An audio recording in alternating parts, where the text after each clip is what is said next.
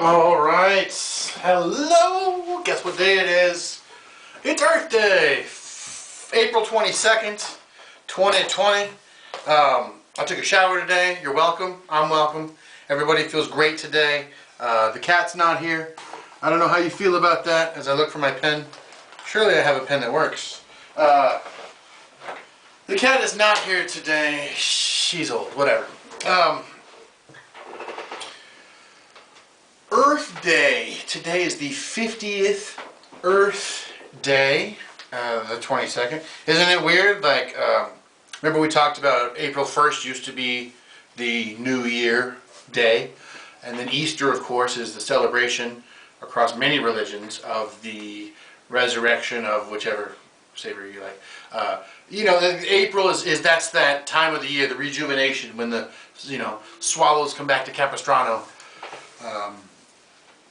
When your garden comes back, we don't really know it here in Los Angeles. Like today is going to be like a 95-degree day. We're in the midst of a heat wave in the middle of April. We don't understand.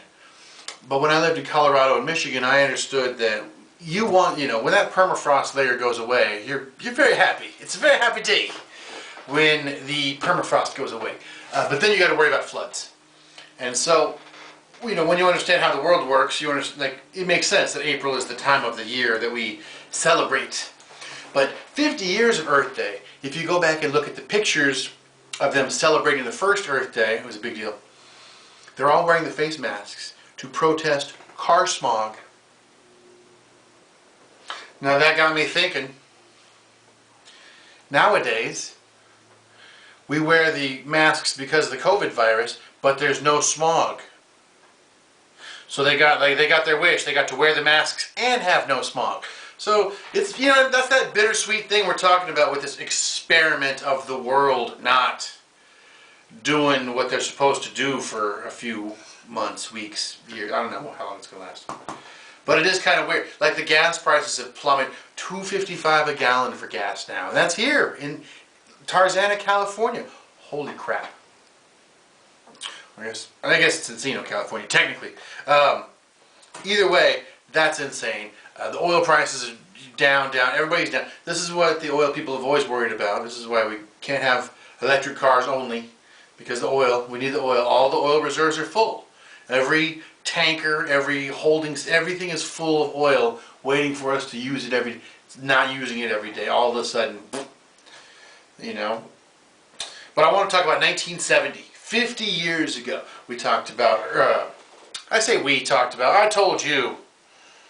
I feel like we talked because everybody, gives me good feedback. But this is the 50th anniversary, 1970. The Beatles broke up. The Apollo 13 mission, goes on. And then now the first Earth Day. The 70s were a decade of change all the way, for America. Anyway, 50 years ago, it's hard to believe. I'm not 50 yet, but the 70s were, everybody remembers the 70s, all the movies, all the culture. The 70s were kind of divided into two cultures. The beginning of the 70s was kind of like, I'm just talking about pop culture here, but you had like James Taylor and like more of singer, songwriter, Jim Croce, stuff like that. But then cocaine hit, and all of a sudden rock and roll, and Boston was the biggest album in 1976, and disco, and just like, dude, we could stay up all night writing music, and then we could go on tour, and it was incredible. Heavy metal kind of started in the 70s with that heavy guitar rock, but it was really on, Black Sabbath was still down here. They weren't up here the way Gordon Lightfoot was up, but that's how the 70s were, man. It was, and I say this a lot, it's like any generation. America kind of started after World War II, when we got the culture where we have a TV, and we know the people that are on that TV, and we have radio, and we know the people that are on the radio, and then we have movies, and we know the people, and then occasionally they intersect. Nowadays they intersect a lot. They kind of use old tricks. But that was it. Like we got our cinema icon, we got this icon, and this, and then that creates all of these little minor celebrities or great celebrities or whoever. Nowadays people get mad if you don't know who this person is, or don't know who that person is, or if I say Harry Lime, You guys might think I'm crazy, but I'm talking about Orson Welles' greatest movie, one of the greatest movies of all time, The Third Man. What I'm saying is, there's multiple celebrities on every level. The process of creating that celebrity, you know, bringing them into the culture, like building a brand, so to speak, that's and that's important if you want to continue. They used to be the celebrities were attached to the networks they were on. Like, oh, this is a CBS guy. You know, he's got his own show, but then he's on every other CBS channel. Or this guy's an NBC guy, and he's, you know, he'll be on the Carson Show a lot, and he'll be doing this. Nowadays, everybody's independent, everybody does their own thing, but the scale is still the same. You know what I mean? The Billboard charts, the this chart, the that chart. It just kind of is repeated. Like, you know, you look now, and you can do the same thing. Everybody does this, you know, for what year you were born, you know, who won Best Picture, who won the Academy, the Oscars, the Tonys, you know, and that's kind of how we divide our culture. Like, oh, that year was whatever. What the hell am I talking about here? I'm talking about how it keeps repeating.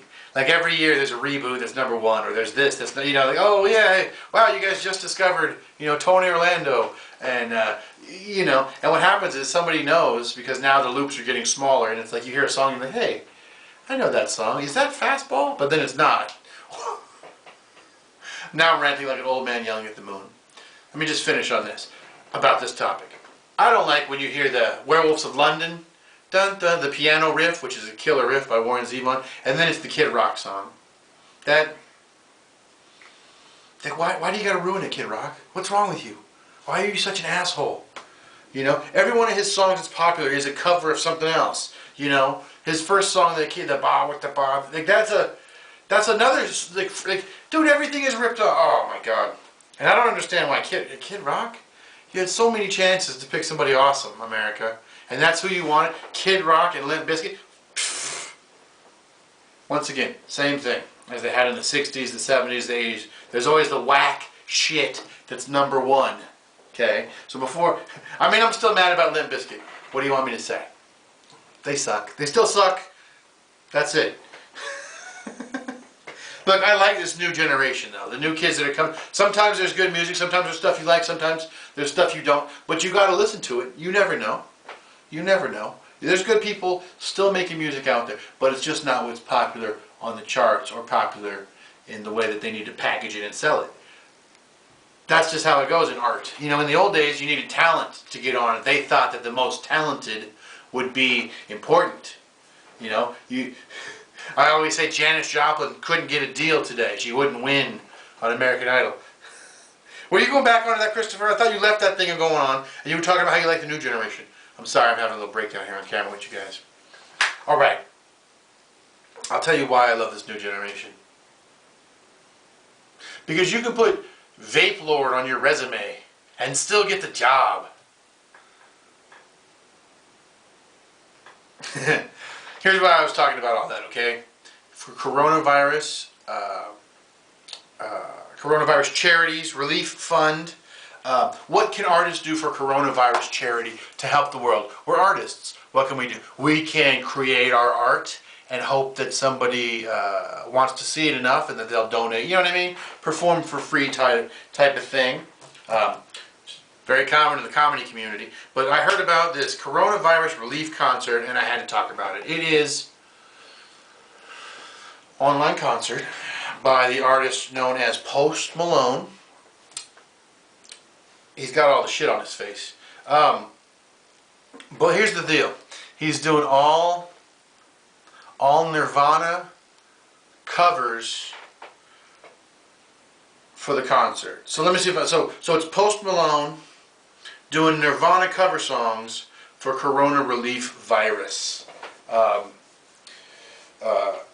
mean, I guess the relief is that you could just donate and not listen. Hi. Today is also Administrative Professionals Day. If you don't know what an administrative professional is, you probably weren't affected by the stock market crash.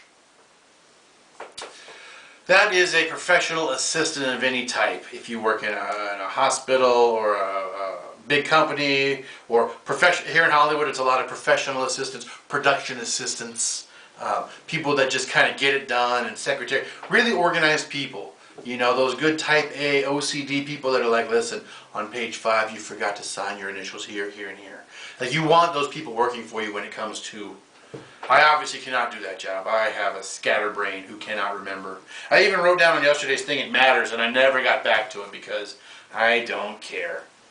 But I want to give a shout out to all of the administrative professionals. A lot of people think that today is a made-up holiday to help that candy card and flower bump between Easter and New Year's. But with no Easter this year, why the hell not celebrate the people that help make your lives easier? Ask any of your friends that work not as a comic, and they'll tell you about that. Listen, I want to end today with more corona news, okay? We just hit 47,000 deaths in America. And holy shit, 47,000 deaths in America. We also figured out that the first deaths in America were probably around February 6th, February 17th, somewhere in there. So in just over 2 months, you're talking about 40,000 people killed from a new disease, a contagious virus with no cure. Say it with me, folks. Contagious virus with no cure. Boom! Good job, you guys. B. Oh, good. So I want to talk about this guy in Ohio. He is from Columbus, Ohio, and he talked about how this is bullshit. He called it bullshit. He said this whole thing is a political ploy for them to control us. It's bullshit. He's standing up for the people's rights. And I wrote it down. I want to make sure I get the quote right. Forgive me. He said, he's talking about the governor shutting down the country, DeWine shutting down the country. He said, he doesn't have the authority. If you are paranoid about getting sick, just don't go out. It shouldn't keep those of us from living our lives. And then later he went on to say, the madness has to stop. So he is anti-going out. The sad news is that that guy died last Wednesday at age 60 of coronavirus-related COVID-19. And that's what it said in his obituary. His family said, make sure you distance, don't follow. And I thought, here's a guy who's willing to stand up for his cause. Why isn't this in every paper? Here's a dude that's like, you know what? If we die, we die. That's just how it's got to be. And then he went out and died just to prove. Just like that pastor in Virginia we talked about that's like, why should I stop talking to hundreds of people and put, you know, why shouldn't I put myself in danger in a time like this? And all dead. Da-da-da-da-da. You know, it's bad enough that it's going to kill people that don't want to die. But for these knuckleheads that want to die, they seem to be getting their wish. You know, you're going to open up 40,000 deaths in 2 months, 3 months, 2.5 months, 40,000 deaths, and maybe many more that we don't know about. We're going to reopen. It's more important than we reopen. Did you hear? Our old buddy Dan Patrick from Texas, the lieutenant governor, said there's more important things than living. There's more important things than living. We need to get out there and open up and preserve the America so that my grandkids' lives are better. And I stopped. Whoa, whoa, whoa. You just said there's more important things than living. You know, forget your grandkids. There's more important things than living. You just said it yourself. That's why I don't understand these people's logic. I mean, first off, you're lieutenant governor. Okay? Your grandkids are going to want never. You know why they're not going to want? Because you're lieutenant governor of Texas. Okay? You're going to have some, you know, trust me, your firstborn's going to have some cushy job in a few years. It's going to be just fine. But this whole thing about why shouldn't the old people die so the young people can keep going? And then to say there's more important things than living, and then talk about how you want to improve somebody's life. Do you... Calm that blood pressure down. What did I say? Goddamn. Remember freedom trumps safety? Our sign from the other day? Freedom trumps... Bro, freedom is safety. Freedom is safety. Okay? Freedom. You're going to jump in the pool, but you know that you're not going to break your neck when you jump in because you know how deep the pool is. Okay? Safety is freedom. What is wrong with these idiots? And I'm not even saying what political side they're on. I'm just saying, what is the deal with not believing your own eyes? What will it take for you to believe? How about this guy? Right? It shouldn't keep those of us from living our lives. The madness has to stop. Well, his madness stopped, didn't it? He don't got to worry about coronavirus ever again. Christopher, that's kind of harsh, man. You're ending us on a down note today. And I go, man, calm down, it's Earth Day. Friday is Arbor Day. And also Ramadan if you're Muslim. But if you're Muslim, enjoy Ramadan. Enjoy Ramadan. Once again, the new year in April. See, everybody's doing it. It seems like the popular thing. That's what I got for you guys. Also, I do have a viral comedy show where I'll be doing only jokes, none of the wonderful commentary that you've come to expect. That's May 2nd at Dow Comedy Studio. If you don't know about Dow Comedy, Bobby Oliver writes a great book. She's very funny, and she is hosting a wonderful mic. It costs $5. Virtual live comedy. We're doing our best. Anyway, that's May 2nd. Thank you very much. Hit me up if you want some details. Thank you. Oh, I'm like your dad now working on the camera. Jesus.